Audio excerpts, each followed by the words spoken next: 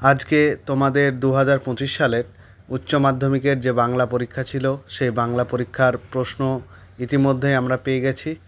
আর তোমাদের উত্তরগুলো আমি করে দিচ্ছি, তোমরা একটু দেখে নাও।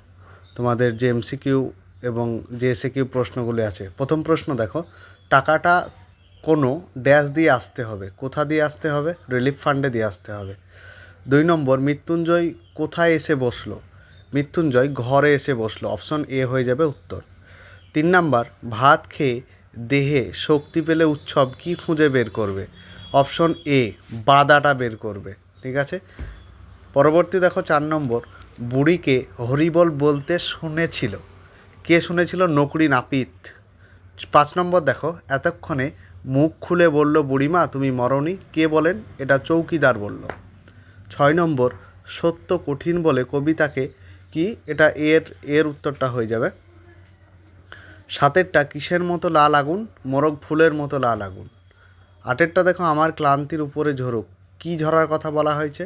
অপশন ডি মহুয়ার ফুল। 9, গাছগুলো বসাও, কোথায় বসাতে বলেছেন? বাগানে। 10 নম্বর, নিহত ভাইয়ের শবদেহ কবির মনে জাগিয়েছিল। ঠিক আছে।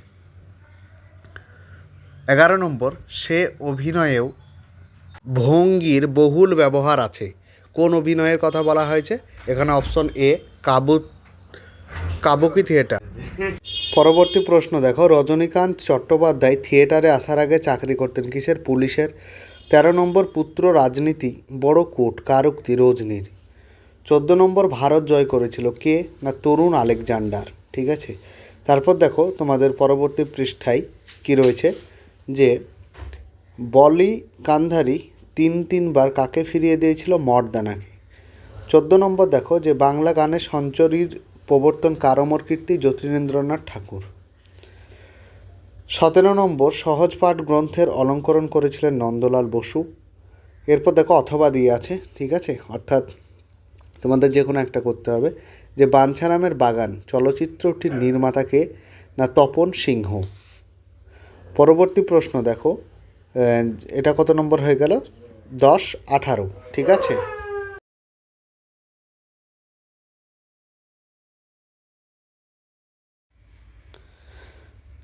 মোহনবাগান ক্লাব গঠিত হয় কত সালে? 1889 সালে। এরপর তুলনামূলক ভাষাবিজ্ঞানের সূত্রপাত করেছিলেন কে? Sir William Jones. তার পরবর্তী প্রশ্ন দেখো, যে অন্ন শব্দটির আদি অর্থ কী ছিল? ভাত। এরপর দেখো, যে তোমাদের 20টি শব্দে লিখতে হবে। ঠিক আছে, 12টা প্রশ্ন আছে। ঠিক আছে, এগুলো প্রশ্নগুলো তোমরা অবশ্যই দেখে নাও। আমি পৃষ্ঠাটা একবার উল্টে দেখাচ্ছি, কী কী প্রশ্ন এসেছিলো তোমরা সেগুলো একটু দেখে নাও। যে মেঘ মদির মহুয়ার দেশে কি দেখা যায়? অথবা দিয়ে প্রশ্ন আছে। ঠিক আছে, এই প্রশ্নগুলো তোমরা দেখে নাও। এখানে দেখো একটা ভালো প্রশ্ন দিয়েছিল, ভাষা বিজ্ঞানের যে দিক বা স্তর কী কী রয়েছে। এরপর দেখো বর্ণনামূলক প্রশ্ন রয়েছে, যে তোমাদের সে কখনো করে না বঞ্চনা, ভালো প্রশ্ন, এই ভরের জন্য অপেক্ষা করছিল। ঠিক আছে, খুব সুন্দর সুন্দর প্রশ্ন হয়েছে। পরবর্তী দেখো, এখানে যে সেই গ্রিন রুমে ঘুমিয়ে চাটুর্যে মশাই, তারপরে পাতায় পাতায় জয়, পাঞ্জা সাহেবের পৌঁছে এক আশ্চর্য ঘটনার কথা জানতে পারি। ঠিক আছে, জেলখানা দেখো আমার বাংলা থেকে। তারপরে দেখো, এখানে ব্যাকরণ থেকে বাগধ্বনি দিয়েছে, সমাজবিজ্ঞানের মূল ভাবনাগুলো দিয়েছে। ঠিক আছে, এখানে যে নন্দলাল বসুর অবদান দিয়েছে, ঋত্বিক ঘটক দিয়েছে।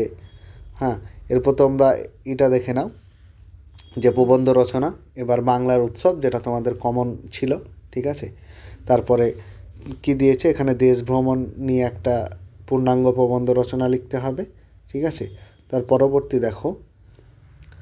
পরবর্তীতে বিতর্কের বিষয়। ঠিক আছে, এখানে পক্ষে বিপক্ষে যুক্তি দিতে হবে। বর্তমান বিজ্ঞানের যুগে সাহিত্য পাঠের গুরুত্ব কমেছে, এটা নিয়ে পক্ষে এবং বিপক্ষে কিছু যুক্তি অবশ্যই দিতে হবে। ঠিক আছে, এই নিয়ে তোমাদের প্রশ্ন এসেছিল।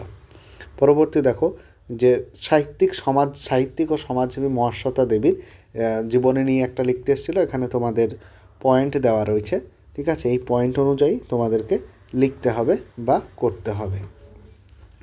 চলো তার পরবর্তীতে কী রয়েছে দেখে নিই আমরা। এখানে দেখো আরও যে পয়েন্টগুলো আছে সেই সব পয়েন্টগুলো অবশ্যই দিয়েছে এখানে। তোমাদের পরীক্ষা কার কার কেমন হয়েছে অবশ্যই কমেন্ট বক্সে জানিও। ভিডিওটি ভালো লেগে থাকলে বন্ধুদের সাথে শেয়ার করো এবং সাবস্ক্রাইব করো।